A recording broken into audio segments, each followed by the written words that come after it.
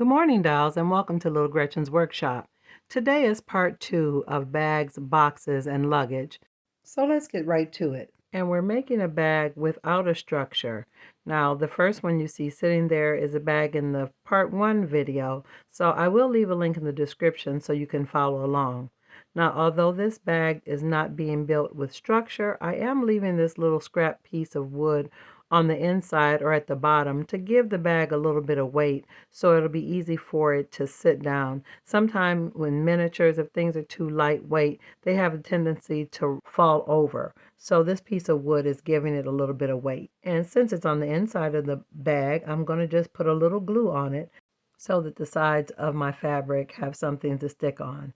Now this little block is absolutely not necessary because although this piece of fabric is not heavy, it has the quilt batting on the inside and it's bulky enough to fold over on itself and look as though it's a filled bag. But I did put the glue on the piece of wood and I pinched it at the top and it got the same shape almost exactly as the binder clip bag.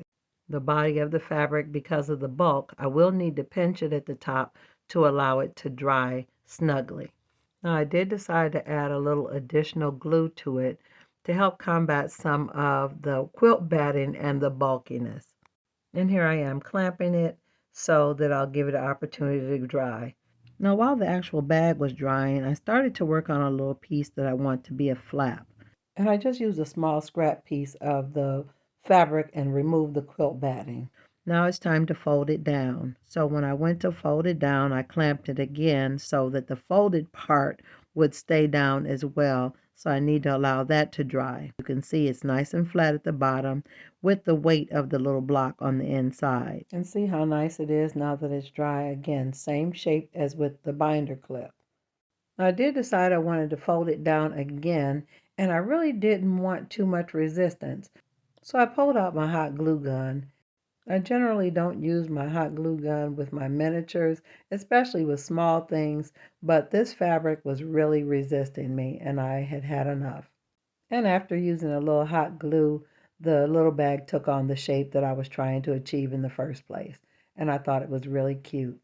Now I can add my flap. Now here's that little small piece of fabric that I removed the quilt batting from. And I added a very fine hem around the edges.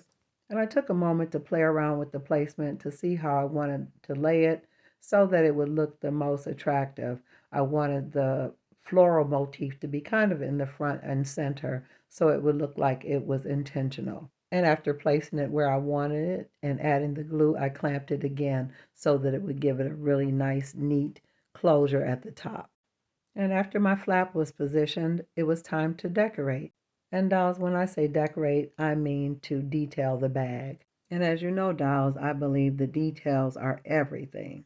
So with this bag, I started my detailing with this tiny velvet ribbon. And then I found some broken pieces of chains. And I also had some nail art or nail studs. There is no wrong way to detail your bag or luggage. It's all up to you. You can add pockets. You can add straps, you can add chains. I like beads, and there's so many different ways to do it. Now, I decided for this bag, I wanted it to have double straps, so a strap on each side. So I cut a couple small pieces of that little velvet ribbon, cut them the same length. Now, dolls, this is totally different from what I did with the binder clip bag. You can do any combination of these details and have something lovely. I apologize, dolls, that I'm not in focus. I got kind of carried away with the work and forgot about the camera, but I'm just placing the strap. Now, I did play around with the idea of putting that little jump ring on there for the closure, but I removed it and just decided on just using the nail studs as my closure. And I just repeated the same process on the other side, placed it, looped it around, and laid it down on the other side.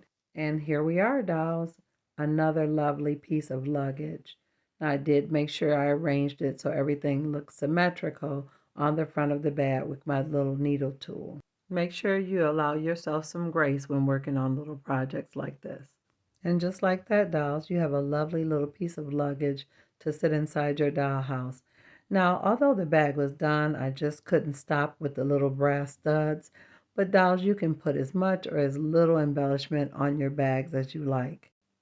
So we went from a frumpy little piece of quilted fabric with a little wooden block on the inside to this lovely little piece of luggage.